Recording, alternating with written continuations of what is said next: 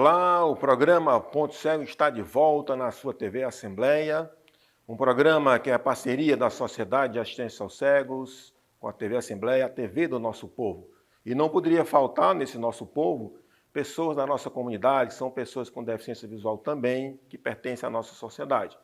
Eu sou Paulo Roberto Cândido, um homem de pele parda, cabelos e olhos castanhos, 1,79 m, 79 quilos, estou usando aqui meus óculos escuros, uma blusa azul de mangas compridas, com listras azuis e brancas, calça jeans. Estou aqui diretamente do Instituto Hélio Góes fazendo essa matéria maravilhosa para vocês, juntamente com Samuel, meu parceiro aqui de Ponto Cego, né, Samuel? Isso mesmo, professor Paulo, mais um episódio aqui do Ponto Cego. Eu me chamo Samuel Chaves, eu estou usando uma camisa social branca, estou com uma gravata cinza, né, com listras cinzas, estou com a calça social preta, usando um óculos de grau, tenho os cabelos curtos negros, sou uma pessoa de pele clara. Estamos aqui em mais um episódio do Ponto Cego e como todo programa do Ponto Cego, você terá nesse episódio muita informação de qualidade, né, professor? É verdade, principalmente porque o nosso convidado de hoje é Odair José de Queiroz Mendonça, vice-presidente do Conselho Municipal dos Direitos da Pessoa com Deficiência de Fortaleza, o CONDEFOR. Também é conselheiro de saúde do nosso estado e faz parte também do Fórum de Pessoas com Deficiências. E seja muito bem-vindo, Odair. Por gentileza, faça também a sua autodescrição para os nossos telespectadores que têm alguma deficiência visual. Bom dia a todos, né? É um prazer enorme estar aqui, Paulo Roberto.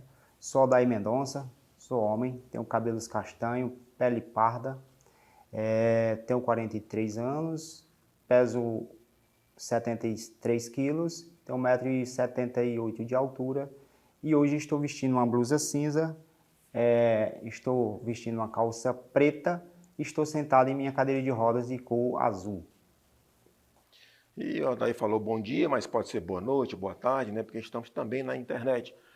Odair, me diga uma coisa, o seu nome é Odair José, seu pai, a sua mãe, alguém era fã do grande cantor Odair José? Sempre me fazem essa pergunta e eu já fiz essa pergunta a eles. Mas a minha mãe disse que não. Na verdade, assim, eu sou o 14º filho de uma família de 17, né? Então, acho que ela já estava sem opção de nomes, né? Porque já temos Odair, Odenise, Odailson, e aí sobrou Odair José para mim. Então, Certo. mas pode ser também que tenha sido, né, por conta do nome do cantor, tenha dado origem ao meu nome também, né? Pode ser. Vendo um pouquinho do seu currículo aí, né? Tanto conselheiro do CONDEFOR, né, professor? Como o senhor disse, Conselho da Saúde do Estado também faz parte, também faz, né, do Fórum, né? Ainda tem outros, Samuel, que eu acabei nem citando, rapaz, a formação superior em serviço social, não é isso? Isso. Então, Bem, assim, vendo todo esse currículo, Odair, a minha pergunta para você, você citou aí assim, estou agora na minha cadeira de rodas. Conta um pouquinho, como é que foi essa transição de uma pessoa andante para uma pessoa usuária de cadeira de rodas? Bem, foi para mim, assim, tudo. Eu sou o 14º uma família de 17. Em 2002, o meu irmão mais novo que eu sofreu um acidente de moto, né? Ali no Chorozinho. Foi socorrido, ele levou uma pancada nas costas, ele levantou, andou normal, né? Sentindo só dor nas costas, e foi socorrido de forma inadequada. Então, quando ele chegou, ele veio sentado na ambulância do Chorozinho para cá, para Fortaleza, e quando chegou no IJF, ele já não sentia mais as pernas, né? E isso foi um dia de domingo, eu passei o dia todo com ele, né? Quando foi no final do dia, como ele era uma microfratura na coluna, né? Na T3, ainda lembra? Eu consegui colocar ele na enfermaria e aí no final do dia eu desci para o serviço social para pegar uma guia de acompanhante, né? Para ficar acompanhando ele, né? Ele era um paciente que deveria ficar em repouso total. Quando eu cheguei no serviço social, a assistente social me perguntou, eu feliz, porque eu já tinha conseguido o leito, né? No mesmo dia já tinha conseguido o leito, tinha colocado ele lá, né? E desci para o serviço social feliz da vida, porque já tinha colocado ele no leito. Isso era né? Quem vai no IJF sabe quantos dias um paciente passa na maca para conseguir um leito. Quando a assistente social me perguntou se eu sabia que era uma lesão medular, que ela viu a felicidade no meu rosto. E eu disse que não. Aí ela disse que meu irmão nunca mais ia andar, que ele ia ficar de cadeira de rodas para sempre. E aquilo me faltou chão nos pés, e eu comecei a chorar, e eu pedi a Deus que se tivesse alguém de ficar de cadeira de rodas, que fosse eu, não ele. Certo? 6 meses depois, meu irmão estava 100% recuperado, né? E 3 anos depois desse acidente, eu sofri um acidente. O que me trouxe uma lesão medular na T3 e me deixou na cadeira de rodas, certo? Então, naquele momento, foi Deus que me colocou, foi Deus que colocou aquela situação com meu irmão. Ele não tirou a lesão do meu irmão e colocou em mim, porque eu pedi. Ele estava me capacitando para quando acontecesse comigo, eu ter a aceitação que eu tive, né? Então, assim, por conta disso, eu aceitei, nunca tive problema, certo? E assim. Além do mais, Odair, certamente você tinha uma missão a cumprir. É justamente trabalhar em relação à inclusão de outras pessoas também com alguma deficiência. E qual a importância do Conselho Municipal dos Direitos da Pessoa com Deficiência nesse controle social? Como é o Conselho, como é que ele funciona, para que os nossos telespectadores tenham conhecimento desse excelente órgão de controle social? Bem, Paulo, o Conselho Municipal do Direito da Pessoa com Deficiência, ele funciona da seguinte forma. Ele é composto por 16 membros, sendo 8 sociedade civil e 8 gestão pública, né? Lá são eleitos, as pessoas da sociedade civil são eleitos, né, para cada segmento. Então, cada tipo de deficiência nós temos uma pessoa, um conselheiro, né? O deficiente visual, nós temos um conselheiro, deficiente, né, auditivo, nós temos um conselheiro, o físico, nós temos, né? Então, assim, como funciona? Nós levamos as demandas, né? Lá são aprovadas as providências cabíveis, né? O que é a critério do próprio Conselho fiscalizar, nós fiscalizamos e repassamos. Caso não obtivemos êxito, né, na nossa fiscalização, nós repassamos para o Ministério Público e o Ministério Público dá encaminhamento, né, naquele devido processo legal, né?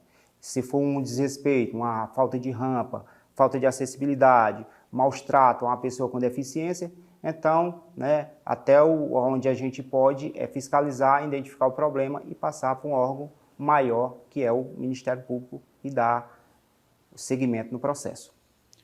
Então, assim, o controle social, né, juntamente com a gestão, fazendo aí o conselho acontecer aqui em Fortaleza. Muito trabalho? Sim, muito trabalho, muitas demandas, né, muitas reclamações, e a gente fica muitas vezes de mãos atadas porque não dá para chegar em todos os cantos, né? Porque realmente quando você busca acessibilidade, a inclusão e a acessibilidade da pessoa com deficiência, é um cenário muito amplo, é uma demanda muito grande. Então fica assim, muitas vezes falta pernas, né, para que a gente consiga atender todas as demandas.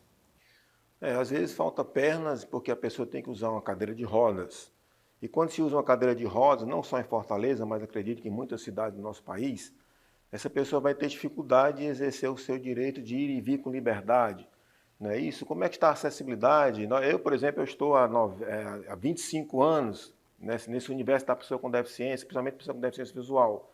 E de lá para cá, tivemos muitas informações, muita tecnologia, muita capacitação, mas parece que ainda as reclamações são ainda como se fosse lá naquele tempo anterior. Não é isso? Como é que está essa questão da acessibilidade para a pessoa que usa cadeira de rodas exercer a sua cidadania? Bem, Paulo, é uma questão... Acessibilidade para quem é cadeirante na capital, né, no estado inteiro, nós não temos acessibilidade plena. São apenas a acessibilidade em locais, né? Prédios, alguns que têm acessibilidade, outros nem rampa para você chegar até entrar o prédio tem, né? Infelizmente, né, nós temos uma deficiência muito grande. Que é usuário de cadeira de rodas hoje em Fortaleza, se você for andar um quarteirão, você tem que ir pelo meio da rua, literalmente o meio da rua, né? Porque não existe calçada acessível em Fortaleza. Né? Em nenhum bairro existe uma calçada que você consiga andar um quarteirão todo nessa calçada, na cadeira de rodas. Então, assim, para nós ainda fica cada vez mais difícil, né? Como falei, falta pernas, né? No caso da gente, falta rodas.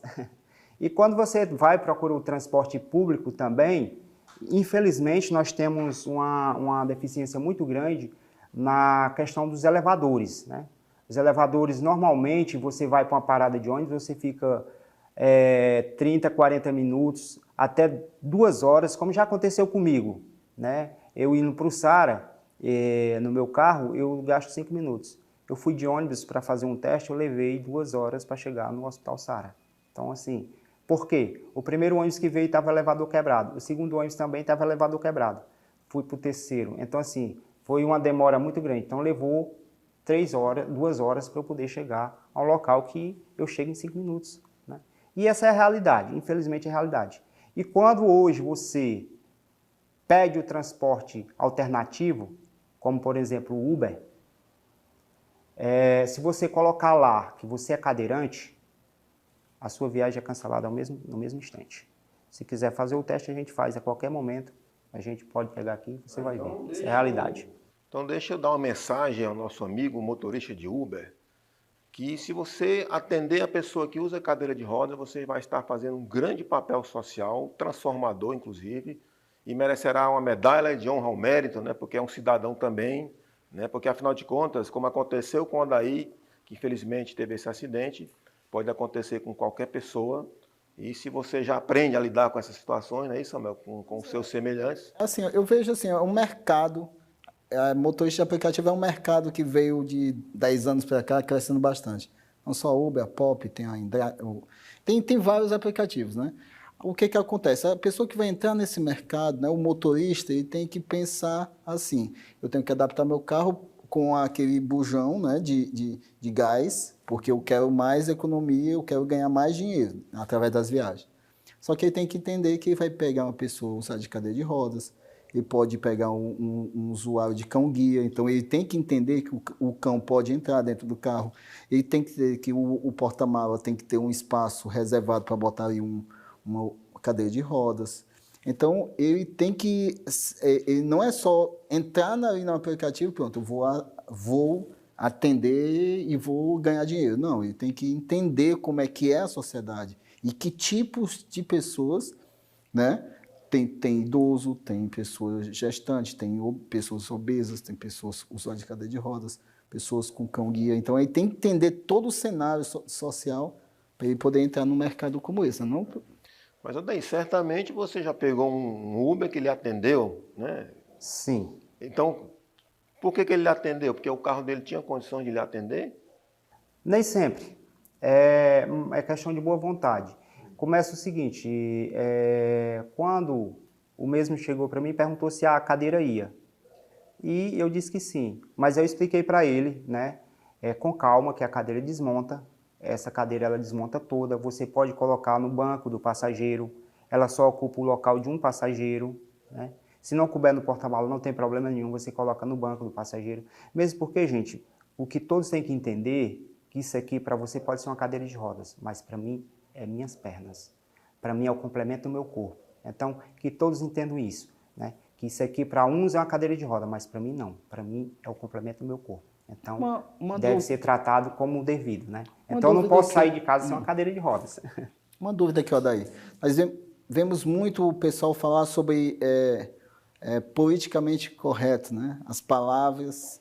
Aí, queria deixar essa pergunta aqui para você responder no próximo bloco, né, professor? Já que nós estamos encerrando esse bloco. Pessoa com deficiência, a nomenclatura mais atual e mais correta de se lidar com uma pessoa na rua que tem alguma deficiência. Pessoa com deficiência. Você fica chateado se alguém falar cadeirante? Qual é o correto? Usuário de cadeira de roda ou cadeirante? Você pode responder no próximo bloco, não é, professor Paulo? Isso, mas antes da gente chamar o nosso intervalo, Vamos fazer aqui o ponto cego serviço, mostrar aí uma tecnologia que está a serviço da pessoa com deficiência visual. Orcam AI, que é esse dispositivo de visão e inteligência artificial para pessoas com deficiência visual ou dificuldades de leitura. E ele serve para as pessoas com deficiência visual poderem ler o livro que quiserem. Aqui eu vou mostrar em português, só colocar aqui no ímã, pegar um livro, colocar na minha frente. Nosso imaginário é um céu aberto às luzes e às sombras do microscópio. O meu processo dele, ele fotografa, escaneia e fala instantaneamente. Quando eu faço esse gesto, O tempo é 9h15. Hoje é quarta-feira, 8 de março de 2023. ele já entendeu que eu quero saber a hora. Quando eu pego uma nota de dinheiro, R$50. ele entende e me diz que nota que é. Ou se eu pego um produto do supermercado, Temos folha tripla 10 unidades. ele me diz qual é o produto, trazendo para mim independência e autonomia. No reconhecimento facial, ele reconhece essa pessoa por nome. Aqui do meu lado tem uma pessoa chamada Ali Fischer, aqui eu vou olhar para ele e o aparelho vai falar o nome dele. Aí, Fischer. Então, eu estou enxergando por equidade. Um aparelho que permite que a pessoa possa ter uma vida plena. Muito importante essa tecnologia. Então, vamos torcer para que todos possam ter acesso à mesma e que possa haver leis, né, que favoreçam, que financiem as pessoas a adquirirem esses equipamentos que dão a maior acessibilidade a uma pessoa com deficiência visual. Vamos para um breve intervalo, daqui a pouco nós voltamos.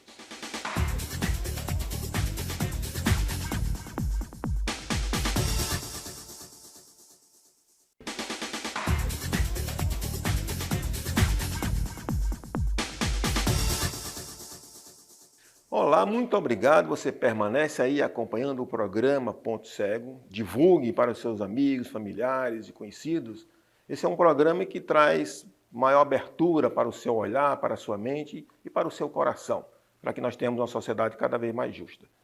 Mas, Odair, o Samuel deixou no ar uma pergunta e você agora pode responder. Bem, a forma correta, né, de tratar, para mim, tanto faz me chamar de pessoa com deficiência, cadeirante, né, ou usuário de cadeira de rodas, para mim não faz diferença, né? Mesmo porque, assim, antes de qualquer tudo, eu só exijo o respeito. Antes da minha cadeira de roda, eu sou um ser humano, então eu só quero ser tratado como ser humano, né, sem desdenho, sem preconceito. Então, se a pessoa quiser me chamar de cadeirante, se quiser me chamar de usuário de cadeira de rodas, se quiser me chamar de pessoa com deficiência, não tem problema nenhum para mim. E você, Samuel? Se chamar você de ceguinho, tem algum problema? Não, eu não sou bem resolvido nessa parte dessa deficiência visual.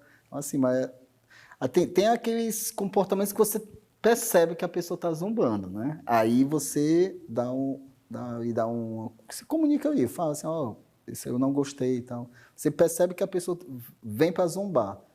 Agora, se você chamar assim, ei, ceguinho, te ajudar aqui, você percebe que a pessoa está falando, não por maldade, sim, porque ela não sabe como se comunicar ali, né? Então, por mim, eu também sou igual o Odair, eu tenho essa premissa. Isso não vai mexer comigo, né? Odair, você sabe que a pessoa com deficiência, ela tem também diversos perfis sociais. Tem aquela pessoa que tem condição de adquirir a sua cadeira de rodas, até motorizada em alguns casos, e aquelas pessoas que vão precisar, por exemplo, do SUS para receber uma cadeira de rodas. Como é que se dá esse processo para que uma pessoa possa receber do SUS, do governo, né, a sua cadeira de rodas? Primeiramente, Paulo, ele tem que ter a indicação, né, por um médico que ele realmente precisa de uma cadeira de rodas. A partir do momento que você tiver a indicação médica da necessidade de uma cadeira de rodas, você se dirige, né, até o posto de saúde mais próximo, o posto de saúde que você é atendido.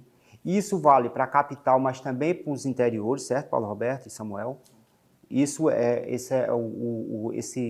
Esse passo a passo é tanto aqui na capital como no interior. Você se dirige até o posto de saúde que você é atendido.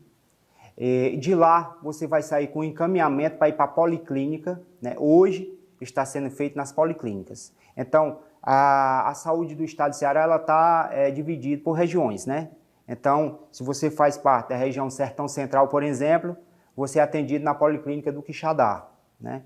O que acontece? Você sai com encaminhamento do posto de saúde para ir para a Policlínica. Na Policlínica, você vai passar pela equipe multidisciplinar, né? Ela é equipada, é equipada com técnicos, né? Com um médico especialista, né? Um ortopedista. Depois do médico ortopedista identificar que tipo de cadeira você necessita, você passa pelo fisioterapeuta que vai tirar as suas medidas, né? E vai fazer o pedido dessa cadeira. Hoje, né? Uma cadeira de roda você leva em torno de 6 meses, né? A 1 ano para receber. Isso pelo Estado. Pelo município de Fortaleza, você está levando um pouco mais de tempo, né? Inclusive, eu estou há 10 anos esperando a cadeira de roda no município. As cadeiras, elas mudam de estilo, de valores, né? Conforme, como você disse aí. Eles vão fazer uma medição e vão analisar qual é a lesão que a pessoa tem, né? Porque a cadeira de roda, dependendo da lesão, ela muda. Me conta um pouquinho sobre essa parte de lesão, né? Que você teve e as diferenças que tem sobre lesões e a cadeira de roda sobre cada uma dessas. Pronto. Nós temos cadeiras de rodas. Nós temos a que é chamada cadeira comum, que ela é uma cadeira que fecha em X, né? Nós temos a cadeira monobloco, que é essa que eu estou sentado, que ela fecha em L, né? Mas todas essas elas devem desmontar, sacar as rodas para ficar mais fácil do deslocamento, né? Para o transporte dessa cadeira. E a cadeira motorizada. No caso, vou explicar aqui, uma cadeira comum, para quem tem uma lesão muito alta, né, ela precisa de uma cadeira comum com encosto reclinável, para uma pessoa que é tetraplégico, né, aquele que não tem movimentos nos braços, ou que o movimento seja muito pouco, que ele precisa ficar muito tempo sentado na cadeira, né, então essa cadeira ela tem que ter um encosto reclinável. Para a pessoa que é paraplégico, ele pode usar uma cadeira monobloco, ele pode usar uma cadeira em X, né. No meu caso, eu prefiro a monobloco, que ela desmonta, ela fica mais compacta do que a X, né, para mim. A cadeira motorizada. Para receber uma cadeira motorizada, você tem que ser tetraplégico. Ou seja, você tem que ter a deficiência não só nos membros inferiores, mas também em um dos membros superiores, né? Então, assim, até eu, no meu caso, eu poderia estar usando uma cadeira, eu poderia receber pelo SUS uma cadeira motorizada. Só que, no meu caso, como eu faço muito deslocamento, coloco a cadeira no carro, tira do carro, então eu prefiro usar essa cadeira aqui, que é mais fácil de desmontar e de colocar no carro, porque ela é mais leve. Essa cadeira ela pesa 14 quilos, né? Uma cadeira motorizada hoje é em torno de 60, 70, 80 quilos, né? Então é bem mais difícil você fazer o desmonte e colocar ela no carro. Então, por isso. Entendi. Aí me fala um pouquinho sobre essa. A tua lesão foi a? A minha lesão era T3, né? Entre 100 mil pacientes, um desenvolve uma sirigomelia. Então, quando eu sofri o acidente, em 2005, foi um acidente de trabalho, né? Percurso de trabalho, foi um dia de muita chuva. Eu estava me dirigindo no trabalho quando me deparei com a poça d'água na pista, né? Desacelerei a moto para passar nessa água. Era uma cratera, a moto entrou e eu caí de costas no meu fio. Então, naquele momento lá, eu já fiquei paraplégico. E aí, né, por conta da paraplegia, criou-se uma sirigomelia na parte cervical, né? E essa sirigomelia, agora em 2016 para cá, ela se manifestou e me deixou tetraplégico. Então, né, eu atrofio o membro superior, né, esquerdo, minha mão esquerda é atrofiada, perdeu musculatura e perdeu força, né? Então, por esse motivo, eu poderia estar utilizando a cadeira motorizada. Só que, como, né, eu consegui a minha independência e consigo me deslocar melhor na cadeira de rodas com roda de proporção para mim, né? Então, por isso eu preferi ficar nessa cadeira aqui. Mas aí, com toda certeza, as pessoas às vezes questionam, ficam a se perguntar como é que a pessoa que tem uma paralisia, né, ou que tem uma deficiência motora grave ou não grave, a gente não sabe, né, se a lesão medular é igual para todo mundo ou se não é. Como é que é a questão da sexualidade? Essa pessoa ela pode ter filhos? Vamos falar um pouco sobre isso? uma lesão medular, ela é individual, né? Cada indivíduo, eu posso ter uma lesão medular à altura de T3 e ser uma lesão total, e um outro paciente ter também a mesma lesão na mesma altura e eu ter uma diferença de reação do que o outro, né? Então, assim, para aquelas pessoas que imaginam, né, que a pessoa que tem uma lesão medular, ela não tem vida sexual, ela está enganada, né?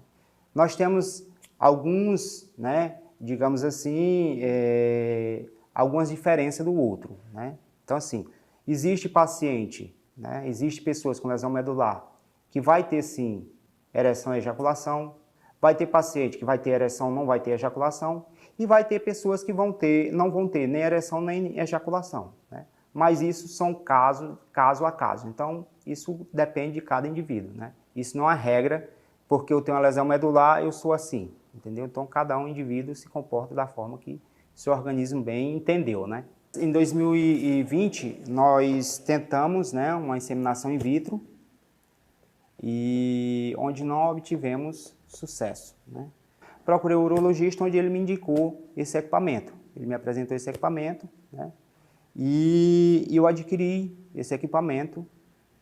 E na segunda vez que nós tentamos, eu juntamente com minha esposa, ela engravidou e hoje, né, eu tenho meu filho abençoado, Davi, né?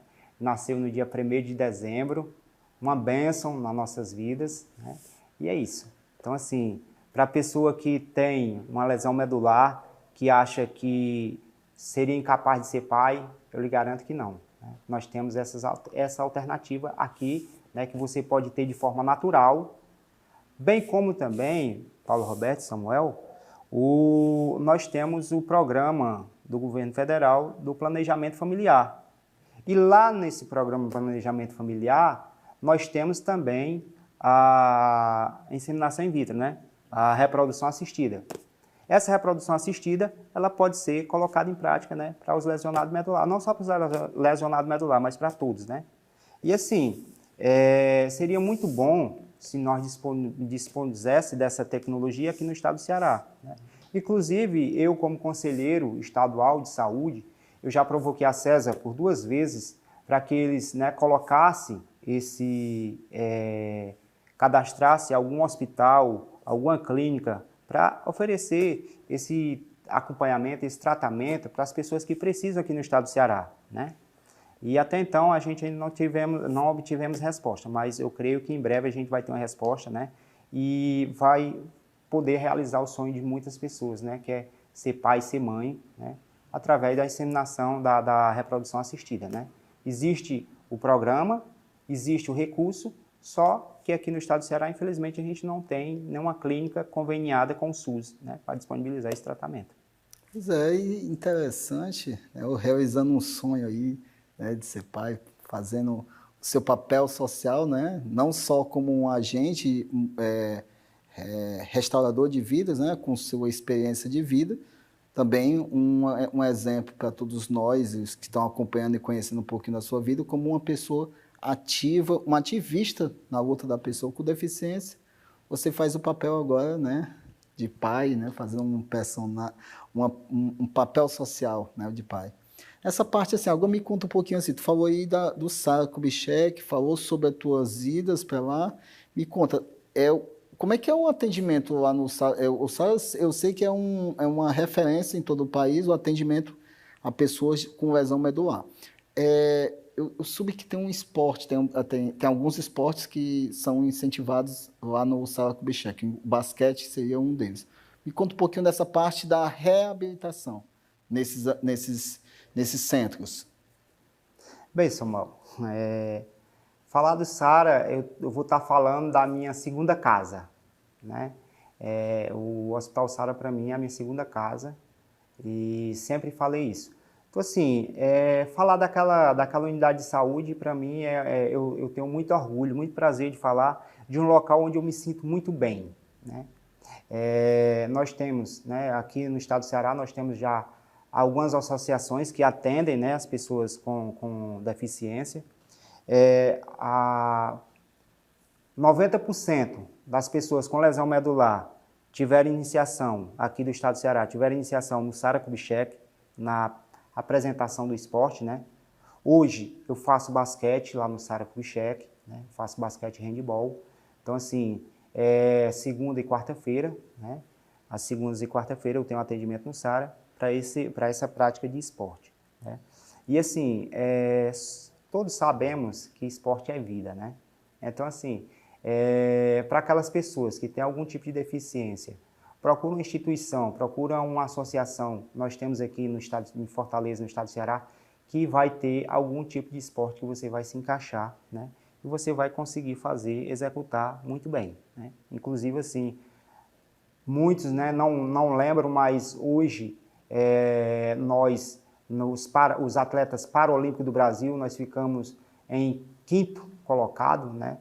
O que foi bem superior aos atletas de ponta. Então, isso aqui é um parabéns para todos nós, né, pessoas com deficiência. Superamos as pessoas ditas normais, né? Mas aí, você é formado em serviço social, mas certamente se ele fizer uma pergunta na qualidade de engenheiro que eu sou, você vai responder com toda certeza. Você acha que o engenheiro de hoje, o arquiteto de hoje, o construtor de hoje, já deve compreender que onde houver degraus, deve haver também rampas? Essa parceria é importante? Paulo Roberto, se existe um local com um desnível do outro, você faz uma rampa, que na rampa que eu subo, você também sobe. No degrau que você sobe, eu não subo. Então, acho que essa é a melhor resposta. Verdade. A gente sabe que em alguns equipamentos novos, né, mais recentes na nossa cidade, o construtor fez, por exemplo, um banheiro público, onde a pessoa com cadeira de rodas poderá ter acesso, mas ao longo de todo o trajeto pode haver outros equipamentos, outras edificações que não têm no seu banheiro essa rampa para que essa pessoa possa utilizar o banheiro daquele restaurante ou daquele local de lazer, aquele serviço que está sendo prestado. Né? Às vezes nem está nem próximo do banheiro público, né? O que é que você acha disso? A opinião que você dá para que essas pessoas possam atender mais essa quantidade de pessoas que necessitam dessas rampas de acessibilidade? Paulo Roberto, eu acho um absurdo, né? Você hoje, num espaço público, você construir algo e você não deixar acessibilidade para todos. Porque a acessibilidade, Paulo Roberto, não é para mim que sou cadeirante, a acessibilidade é para todos. Como eu falei, onde eu passo, você passa. Onde eu subir na minha cadeira de rodas, na rampa que eu subir, você sobe. Infelizmente, né, nós tivemos agora, recentemente, a reforma da Beira-Mar, a nova Beira-Mar, né, toda belíssima para que a gente, né, para que todos passem lá. Mas se você for usar de cadeira de rodas, você vai ver que não é bem assim, né?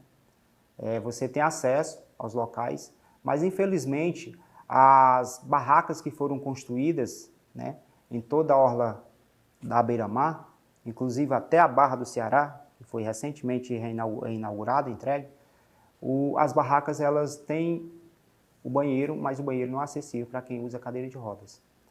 Primeiro de tudo, tem um degrau e segundo, o banheiro não cabe a cadeira. Não tem como você manobrar uma cadeira dentro do banheiro, o espaço é muito pequeno. Então, assim, é com muita tristeza, né, que a gente vê um investimento tão grande e não trazer acessibilidade para mim, não trazer acessibilidade para todos, né? Mas o maior culpado disso, muitas vezes, não é o gestor público, é o engenheiro que assinou a obra, né? É quem fez o projeto, é o projetista, é quem fez o projeto e quem executou a obra, né? Que não se colocou, não teve a empatia, não se colocou no lugar do próximo. Porque hoje eu estou numa cadeira de rodas. Eu não desejo para que ninguém fique numa cadeira de rodas. Mas amanhã pode ter sido aquele mesmo engenheiro, aquele mesmo projetista que projetou aqueles banheiros sem acessibilidade, que pode estar também na cadeira de roda que nem eu, né? E é isso. Odair, me diz uma coisa. Em cima da pergunta do Paulo, um empreendimento tão grande quanto o metrô do Ceará, né, que vem do Paracatuba até o centro da cidade de Fortaleza. Essas 20 estações que o metrô disponibiliza, onde não tem a acessibilidade, assim, uma rampa que leve Apenas tem algumas estações que tem porque são do nível mesmo da pista, como a Padre Cícero. Mas a Benfica ou Parangaba, que são altas, né, ou subterrâneas, que precisa de elevador. Não, tem ali a escada, mas não tem uma rampa. Quer dizer, acabou o elevador, a pessoa tem que descer em outra estação. Como é que tu acha? Não tem banheiro acessível, não tem banheiro para os usuários e principalmente para as pessoas com deficiência, né? Me diz uma coisa, tanto tempo discutindo a construção de um empreendimento desse porte e não saiu com uma eficácia, uma qualidade para todos. É um absurdo, né, Samuel? É como eu volto a falar aqui. O problema está em quem projetou e quem executou a obra, que não se colocou, não teve o mínimo de empatia de se colocar, né, no lugar do próximo. Porque assim, para quem tem uma lesão medular, gente, muitas vezes acontece o seguinte, o que acontece? Nós não temos o controle das nossas necessidades fisiológicas. Então, quando você sente, muitas vezes você sente, você já está ali a 2 minutos ou 3 minutos de você fazer, né, a sua necessidade. Então, assim, no meu caso, por exemplo, eu faço cateterismo, né, que é passar sonda intravesical para retirar, né, para aliviar, para retirar a urina da bexiga. E tem determinados locais, por exemplo, né, como você acabou de citar aqui, Samuel, no metrô, ou você usa uma fralda, ou você usa um Juntex, né, que existe alguns equipamentos que você, quem tem uma lesão medular pode utilizar, né, para não fazer as necessidades na roupa, né, ou então você vai fazer na roupa mesmo, né, infelizmente não tem como você ter o controle, né. Muitas vezes eu me deparo no trânsito, eu paro o meu carro, procuro um local mais, né, reservado e eu faço dentro do próprio carro. Por quê? Porque não dá tempo eu procurar, ainda que eu chegue no posto de gasolina, os postos de gasolina também, os banheiros também não são acessíveis. Então, assim, eu procurando um posto de gasolina, eu não vou ter como utilizar o banheiro, né? Então, assim, a gente tem que se virar com o que tem, né? Essa é a situação, né? E com relação à estação, por exemplo, a estação do Maracanaú, ela não tem acessibilidade, ela não tem rampa e o cadeirante ele tem que ser colocado, né, alguém ajudar ele a subir pelos degraus, né?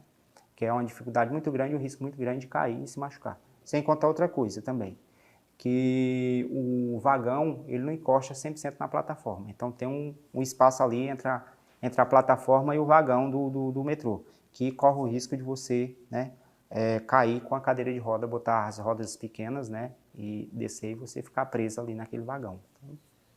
Bom, nós queremos agradecer a presença do Odair José de Queiroz Mendonça no programa Ponto Cego, que tem por objetivo trazer informações, mostrar esse outro lado da nossa sociedade, né, das dificuldades que as pessoas às vezes passam e outros não passam, e a gente repassa, né, para que medidas sejam adotadas. Esperamos que os engenheiros, os arquitetos, os projetistas, todos que acompanharem esse programa, pensem nisso, de tirar do ponto cego, né, essas questões que estão dificultando a acessibilidade de pessoas, de cidadãos, assim como o Odair José. Muito obrigado, Odair, pela sua presença. Obrigado, Samuel, também.